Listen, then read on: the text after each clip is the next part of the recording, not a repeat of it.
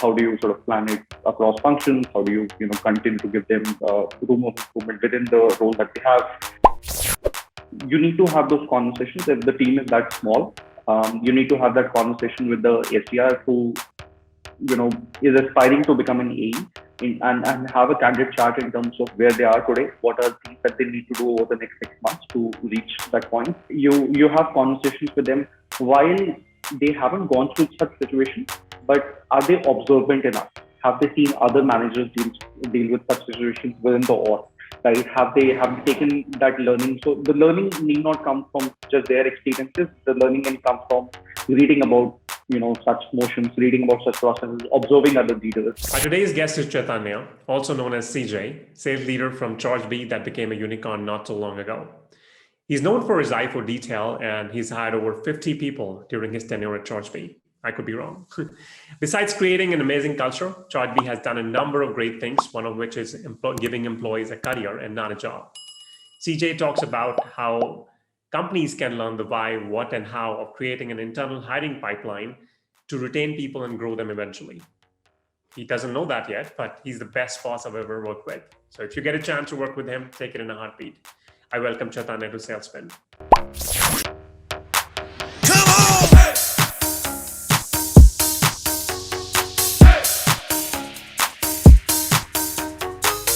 Welcome to the show, CJ. Hey, thanks, Rahul. Thanks for inviting me. Absolutely. I mean, I think you were definitely on the list for a long time, and I think it was just a matter of time syncing the calendars and where we are. So, CJ, thank you so much for agreeing to speak to us at 9:30 a.m. this morning, 9:30 a.m. Sorry. And the topic today, which we have chosen, is a little different than what I have been doing so far. And I think it's very important, and I'm glad you brought this up, that we should discuss this. So you spoke that, we should discuss about building internal sales funnel. What do you, sales hiring funnel? What do you even mean by that? So I think it's an important area because, so you can call it, building internal sales hiring funnel, or you can call it generally, sort of how do you nurture talent, right? And I've seen you talk about the overall hiring process. Right. Once you get that right? Once you have the right fit and the right talent join you, are you offering them a job, or can you potentially offer them a career at your company, right? I'm a very strong believer of the whole value of compounding. And in today's situation, it is a reality where there is limited quality talent and a ton of sort of opportunities within SaaS. A lot of SaaS companies hunting for sort of talent in similar job categories and roles.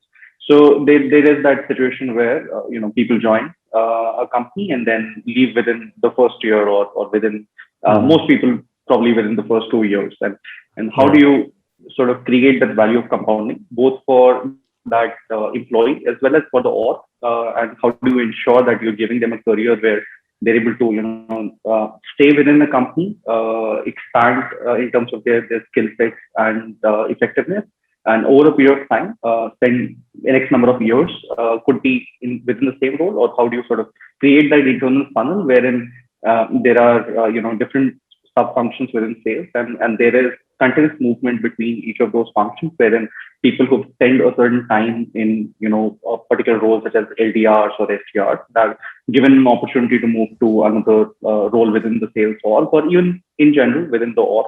So that was my idea. How do you build these internal funnels? Because you've done a difficult job of attracting talent. People join, but they leave pretty early, quickly as well. So how do you sort of build an internal funnel wherein you are continuously giving them this opportunity to grow within the org?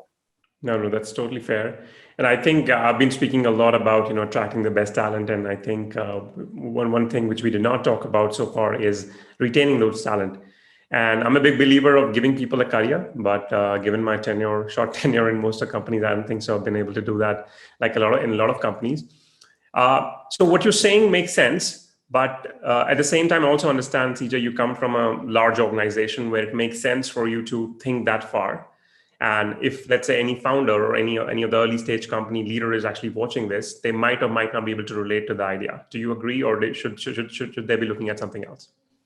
So I think this is something that sales leaders or revenue leaders across different stages of company should, really be looking at, because retaining top talent within the org or within the sales org or revenue org is extremely crucial. Even if you're early stage and the initial team that you're hiring, if they stay with you for a period of 3 years, imagine the value you create together, right? So irrespective of whether it's a large org where you have more structured teams or not, but are you giving enough opportunities to the people who join them? So I would say it is fairly relevant to leaders across different stages of this. No. Totally. I'm totally with you. I'm just trying to like think it from their point of view, whether, because for them it's more like attracting talent right now, even if they stay. I I understand. mean, most of the founders, most of the leaders at that stage is probably thinking short term. That hey, Yeah, I want to get to the next level. Maybe yeah, Series A with these people, and maybe I'll worry about. Obviously, I'm not saying that all founders would want that, but that's sure. what I've seen. Most of the leaders would think. And I think previously we have talked about how SaaS in India is kind of getting about to boom. And according to a report, I Yeah, remember SaaS in India would probably reach $1 trillion economy yeah, by 2030 and about 75 billion by 2025, which is in the next 3-4 years. Now, yeah, there is one thing which you and me both agree, that there is definitely a lack of talent, and there's definitely a lack of good training systems, and like you said, a good retaining systems. yeah. So how do you go about retaining those, or like you said, building these funnels? How do you go about doing that? Sure. So I think one, it has to come into the conscious planning process. Right now, a lot of focus today is on, and rightly so, on hiring, because that remains a key challenge for most companies across stages. Again, limited quality talent. Uh, Again, it's a demand and supply thing. Of Right. course, you over a period of time also build systems internally where you can probably find talent which is not as a direct fit today, but you can groom people over a period of time. Something like companies like Zoho have done exceptionally well in India. So I think the way you start about this is you start having this as part of your conscious planning, wherein one, you define certain roles within the sales org, and these roles, I mean, SDR, a sales manager, irrespective of the org size, there would be certain common roles that would be there. And you set certain ground rules in terms of, hey, if I'm able to hire somebody today in a LDR or an SDR role, they do need to spend minimum 12 months or 18 months within a given role, because again they prove their effectiveness in that particular role. And then what next? So you as a leader, you start planning what next for different sort of functions and stages Mhm. within an employee sort of life cycle with your company. Right. And that's where it begins. Is what I would say. Of course, we can go into details of how do you sort of plan it across functions? How do you continue to give them room of improvement within the role that they have? And this in no way means that everybody needs to move from one role to another within 12 to 18 months, because there is value, right? If there is an SDR who's staying 2.5 years, the consistency that, and if they've been effective over this period of time, right? There is again that compounding value. They'll be extremely good in their role with probably half the effort that they would put in at beginning of the when they joined the company. So there is value of compounding in that sense. And again, if there is an excellent startup segment account executive, there is once they've built a funnel over 2 to 3 years, the ease at which they'll be hitting their month-on-month Mhm. quota would be very different. So it doesn't mean that everybody needs to move, but uh, certainly if There should be an option. there should be an option, for them There should be to a path. explore, Yeah. and which should be within the org rather than outside of the org. So that's the broad approach to this. No, that totally makes sense, CJ. And since you and me have worked in the past together, and I'm in touch with a lot of people, I know how a lot of people who started in my team earlier have actually moved down the a different path altogether. Like Surya, a lot of people have become account executives. So I have no doubt that this is something which you have kind of already nailed. At you kind of already nailed the whole sales hiring funnel, like you said. My biggest question is, how were you able to do it? And why I see, because the reason I'm bringing this question now is I am hiring like this last week I spoke to 18 SDRs, 18 or about 23 SDRs. Okay. Mhm. And all the companies talk to all the people, these people come from like well-funded companies. None of them have solved this problem. Sure. So I think it's see a lot of these things as leaders falls to very basic principles of, hey, do you really care? Do you really care about the org goals? Do you really care about the individuals within the team? And once you think from that point of view, you start sort of going one level deeper and planning for them and with them over a period of time. As you did mention, we've been so I wouldn't say we've done this 100% correctly at Chargebee, but there's still work in progress. But there's something which I've seen again. We've had a lot of LDRs move into SDR roles, SDRs move into AE roles, do well. People from individual contributor role move into team lead and manager roles and perform well. And in general, I do see a lot of people who have over the number of years sort of evolve within their roles or move to other roles within Chargebee. And I think that's been a conscious choice where the next time we have an AE opening, we first offer it internally versus externally, or we sort of split the number of open roles internally and externally, so that there is of course value of, if you're looking to hire an account executive, there's value to look at somebody who's done this work. Had the exact same experience in another SaaS company, joined externally. But there's also value of somebody who's an SDR who has a lot of context about your company, your product, your ecosystem, and has worked in that motion. But you can groom that person into sort of those AE sales motions. Their learning curve on the product and the ecosystem and the environment reduces significantly. And we've seen people do well across these functions. Of course, there are challenges that we can further again talk about in some of these transitions. Sure. But the idea is that you consciously keep this track in mind where are you one? Do you have a path from one role to another? Have you documented that path? Have you shared that path clearly with the team? Second, whenever these opportunities arise, are you actively sharing this internally and externally for people to have a go at it? And then third is you also are conscious of identifying talent. You identify, sort of talent within the team. You look at people who can grow and evolve into different roles. You work with them. You give them opportunity. They work on maybe mini initiatives at this point of time, even within the current role, where they're able to showcase initiative. They're able to showcase some bit of team management or teamwork, and then it becomes easier for them to transition to these roles whenever such opportunities come up. That is a great point, CJ. Now, I think we have established the need of doing this so far. If I were to talk about the next steps, and let's say if you were to lay down the steps or let's say process, how would that look like?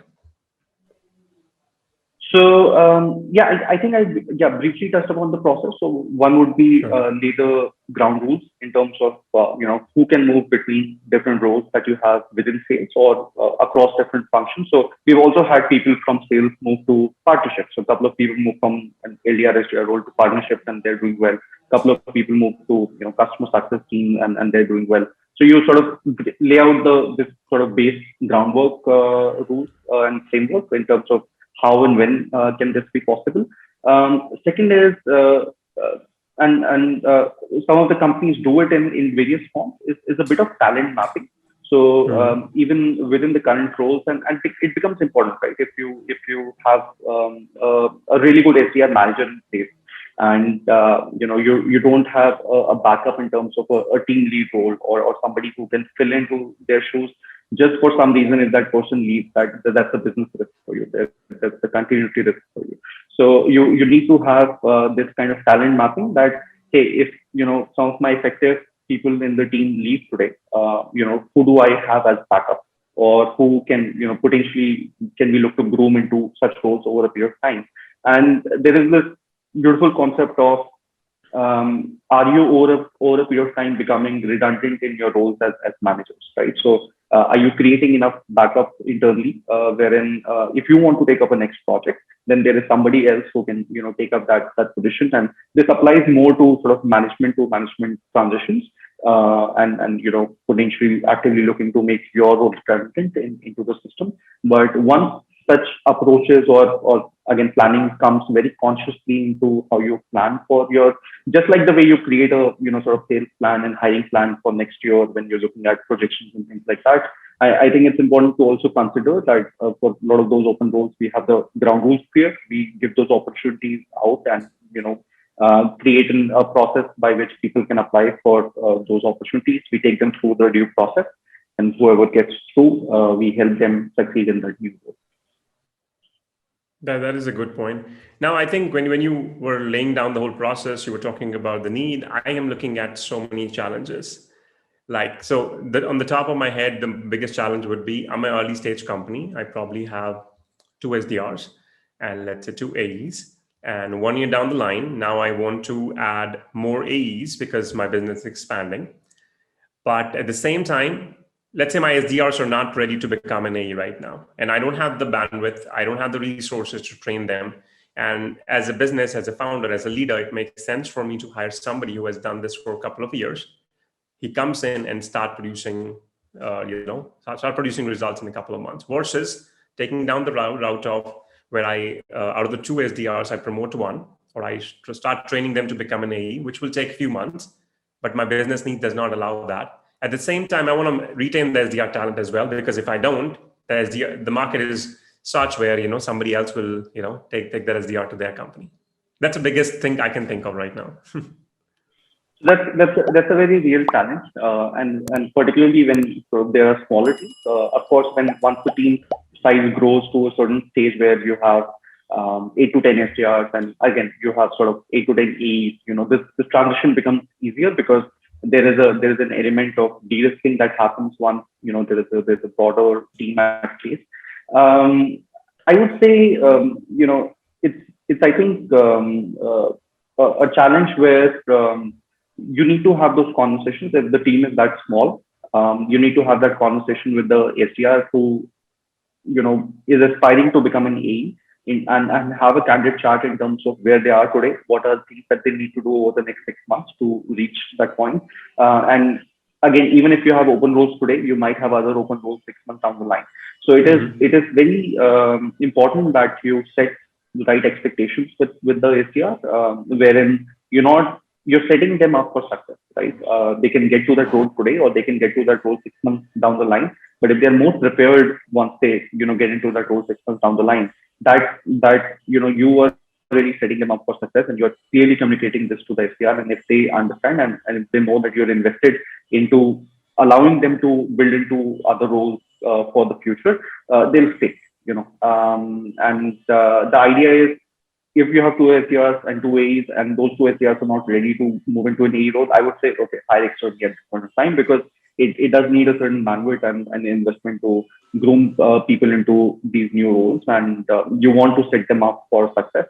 If it becomes again easier once you have like slightly bigger teams, and there is a element of de-risking in that process. Okay, that is a fair answer. What other challenges can you think of? I mean, I can think of ton, but I would like to rather hear from you. Sure. So yeah, I think there are, I would say, a couple of key challenges. One would be for somebody who's an individual contributor, for them to move into a management role, and particularly if they're doing this for the first time, they're like immense change in the scope of work that they need to be focused on. So that takes a lot of dedicated effort in grooming them into this kind of a new role, wherein I would say that their life changes 360 degrees, because fundamentally from an IC role to a team management role, there are a lot of new things that they need to adapt, learn, apply, execute, fail at, learn again, execute again. So I think that's one of the things where if you're moving somebody from an individual contributor role to a team manager role or team lead role, you need to have a whole map of things that you need to work with them on, and that needs to be something like a 6 month plan, right? And again, we can go into details of what that should be, but it should be an elaborate plan in which they transition into this role. Again, how do you set them up for success becomes the primary sort of path towards this, towards which you sort of plan something like this. Is it true for And other way around as well, CJ? For example, leaders, you have leaders and now you want to transition them to an IC role? so it, I would say that that's more rare. It depends. If and it all depends on again what their aspiration looks like. I would say 90% of the times or 95% of the times that it would be the other way around where ICs would want to move to leadership roles. But yeah, if there are leaders who want to move into IC roles, I think it is about setting the right expectations in terms of what is expected from the new role and Right. how do they get measured. In sales, of course, in a lot of roles, it's easier for us to be able to measure them. If they move out of the sales org and move into other roles, I think that becomes a very different conversation. There's another challenge that, again, so if you have a high performing SDR, somebody who's in top three of the team, and suddenly he moves to a team of high performing account executives, right? And because they have to learn the process, they're used to being in the top three, right? Suddenly they're, number 10 on the leaderboard for, the next 6 months. I think it's important for us to again set that expectation and give them the time to scale. Also, sort of motivate them and have them understand that it is a gradual process. It is quite a big change. And sort of how do we sort of ensure that they get back into that top three or top five, Right. and what are things that they need to do. Similarly, somebody who's in the startup segment, account executive role, moving into enterprise, right? While A to A transition doesn't sound like a lot, but a lot changes, right? If there are deals which are closing in 45 days versus deals which are closing in 4 to 6 months, very different motions, very, sort of different set of skill set that you need in terms of, again, working on those deals, working with multiple stakeholders and things like that. Yeah. So there is this whole transition phase in which there is that risk where a high performing team member suddenly sees himself, on bottom of the leaderboard and their motivation goes for a toss. And again, you need to work with people over a period of time in such transitions to make sure that you're setting them up for success. The great thing about this is once this does happen, once there is a template where somebody's moved from role A to role B and has done well, that's just enormous motivation for everybody who's now joining your team in that role A to see people who have, sort of transitioned and have had successful journeys within different roles within the org, and they start seeing things differently because it's no longer about just topping the charts in the current role that they have, but also about how do I prepare myself for the next role, and you'll see the more and more people continue on that kind of path and journey because if they see a career with the org, and there are of course multiple dimensions to retention. There is the whole sort of culture piece which is extremely crucial. But once they have that visibility, once they have role models, and once they see people do that, it changes their perspective a lot in terms of what they can achieve within your company.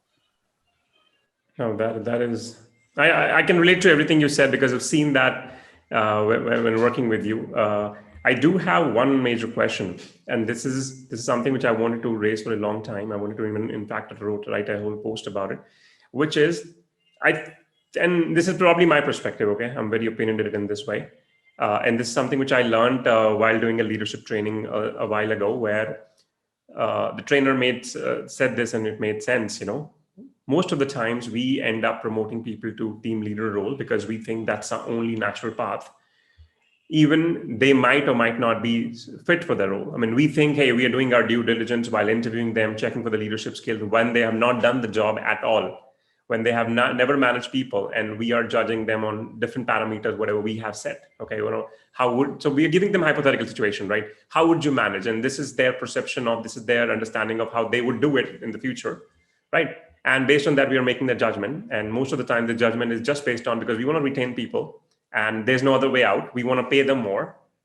So instead of that, if I were to, let's say, lead that game, I would rather pay them more without moving them into a leadership role, because at the end of the day, it's about retaining. And there's a whole perception, right? That if you become a leader, you're more respected versus you being an IC role. And you and me both know the story of even India, outside the world, US, right? The ICs earn more than leaders, right? So how would you answer to that? I mean, do you agree that's a problem? So yeah, no, I would agree that that is a problem. I would probably call it a challenge rather than a problem, because Sure. so even during the interview process, if you are if this is an internal interview, somebody is doing well as an IC, you're trying to look at them as a potential team lead or a potential manager. You have conversations with them while they haven't gone through such situation, but are they observant enough? Have they seen other managers deal with such situations within the org? Right? Have they taken that learning? So the learning need not come from just their experiences. The learning can come from reading about such motions, reading about such processes, observing other leaders, and then there is that whole perception of approach, right? What's the right thing to do in a certain situation that may come naturally to a lot of people. Now, it may be a little unfair to judge people moving from an IC role to a team lead role based on leadership related questions or situations. But then you can sense potential based on these things. Are these people observant? Have they learned from, again, observing leaders or reading about these things? Do they have a certain sort of natural trigger towards what's the right thing to do in a given situation, right? And if there are people who do show potential on these parameters, they may not be a perfect fit today, right? They may not get a 9 out of 10, but even if they are 6 out of 10, and that okay, they have that potential where you need to then work with them over the next 6 months to help them evolve into this team lead role. You of course set specific trainings for them in terms of people management or situational leadership and then things like that. Right. You sort of map out the skills that they currently have versus what they need in this role and sort of work jointly towards that. You do that. So I would say hire for potential internally. You can't have ready people. That's not fair. And then work with them, enable them to sort of become what they need to become in that role. No, I can again agree to what you said, because I like your perspective on what you said. At the same time, I remember when I was at Chargebee, I remember even though I was not the first time manager, all the people who were first time manager, they were kind of trained for like a whole week. I know 1 week training might not be enough, but that whole initiative was worthy in its while. So, and I see a lot of companies, and the reason I brought that point up is I know a lot of SDRs who recently moved to SDR leadership role. Some of them are great fit, some of them are not. A lot of companies hired as these SDRs because they were experienced, and these early stage company kind of needed that experience, and they kind of put them into the role. Now they're supposed to juggle between a lot of things which they have not done before without any training. Do you have any message for maybe the CEOs or the early stage leaders they should definitely pay attention to? Before giving a message to the leaders, I would actually first give a message to the applicants, right? Because the grass does seem greener on the other side. You want to move into a management role, and it does seem like it's a role that carries a lot of respect. I would say talk to a lot of people who have made the transition. Understand from them what it took for them to move from an IC role to a management role, what it took for them to actually succeed in that role, and understand what your current gaps are. Have that discussion during the interview with your leaders in terms of, hey, this is my understanding of what the gaps are or the areas that I need to work on, or what are the things that you further think we have to together work on for me to be, successful in this role. So if you have that as part of the initial conversation, you're setting the right, again, sort of framework for you to be working on something like that for over the next few months, and then evolving into the person you need to be in that role. And it's important to have that conversation early versus 3 months into the role, things are not working out, you're demotivated, the leadership is not happy, and then you're trying to sort of figure out where things went wrong. So I think for the applicants, I think it's important to be ambitious. It's important to look at potential roles that you can look at, but it's really important to have that conversation early and understand what it will take for you to be successful in that role. Talk to a lot of people who have been through the transition. It's not an easy one, as you would discover, and sort of understand after having this conversation. Yeah, I mean, I can totally agree. I mean, when my first leader in sales took a chance on me, I was like, I don't want to become a leader. I mean, I know for multiple reasons, right? You understand that there's a lot of added responsibility, and you don't want to take that just for the heck of money. And so I remember my manager, once he asked me to take on the position, he gave me a week. He said, take a week, think about it. And I took that whole week. I mean, I did talk to a lot of leaders. I did talk to everyone who I could, who kind of made the same transition, like you said. So I think what you said totally makes sense. I would call this a reality check, because at the same time, and at that time, there were not many SDR leaders, so it was even harder for me to find that path. And today there are more examples, but still, not for everybody is what I would say. At the same time, I would add on to one more thing, which I would say. So let's say if you're able to speak to a lot of people, and if you think, hey, you know what, you're not getting enough answers, I would say do like a leadership training or something. I'm sure there are tons of them available for free. That will give you like a comprehensive view of what is expected of a leader, what are the qualities required, what else can you read, what else can you find out before you actually make that transition. And I would say, if anybody whoever is watching it, not to make this transition because of money. No, I agree. I would agree to that 100%. I would just add one more thing on in terms of sort of planning for such transitions, and this would be an advice for other, again, leaders or sort of more early stage companies and people who are building out their team, sales dev and account executive teams, and looking to hire their first sales manager or an SDR manager. I would say if the team is of a certain size, if you have 7 or 8+ team members in the SDR team on account executive team, I would rather probably give preference at this stage to hire somebody externally who's had experience in team management, because to expect somebody to suddenly come and manage a team of 10 who hasn't had a lot of team management experience, you may not be setting them for success. So I would say situationally take a call on this. You can of course hire somebody as a manager, promote somebody internally as a team lead. So there is value from both sides. You get somebody who's worked on a certain playbook and has managed a larger team. You get somebody into the lead role who's who understands the process, the people, the team, who's appreciated as somebody who's a high performer within the team as well. And then you can groom them up for a manager role in the future. So those are ways in which you can plan such transitions a little better, again, depending on how large your team is or what your sort of size and scale of your operation. Totally, CJ. Is there anything else we want to add to the topic, or before we move to the rapid fire? So no, I think it's just when we discuss having a sales conversation.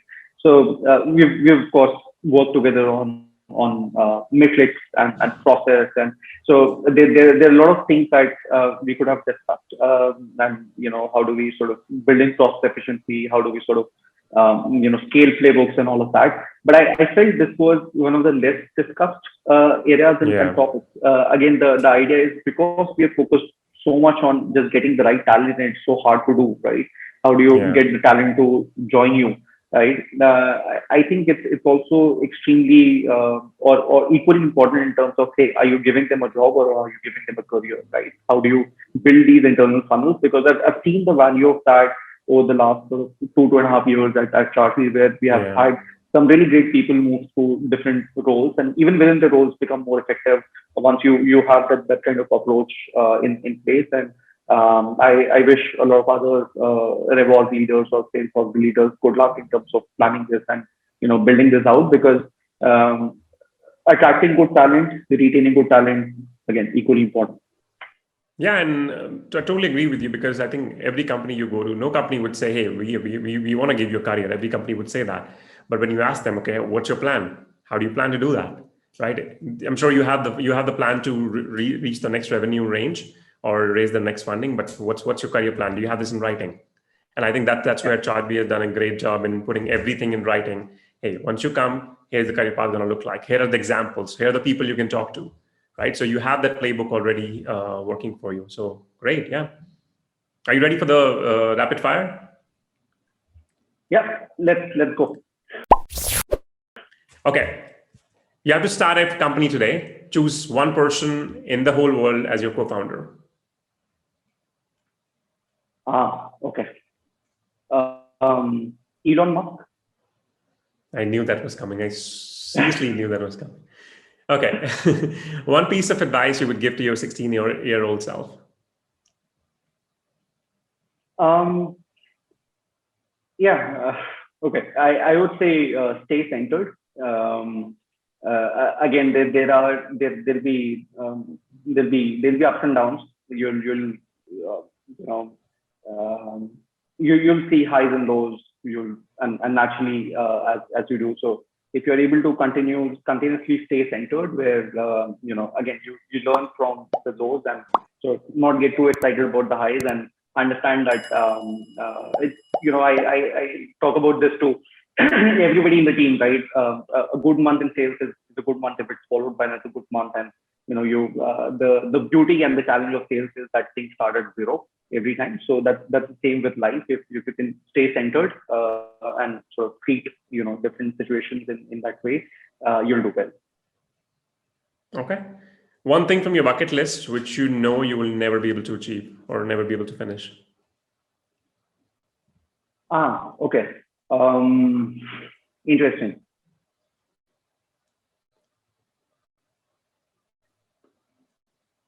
Yeah, probably backpack across the world as a student. That's now off the list. So I would I For a would still while, but travel, yeah. but yeah, I would still travel, but probably in a different mode and a manner today. So that was something again in my student days, but I probably don't think I would do that now. Okay. Your one addiction that you cannot get rid of.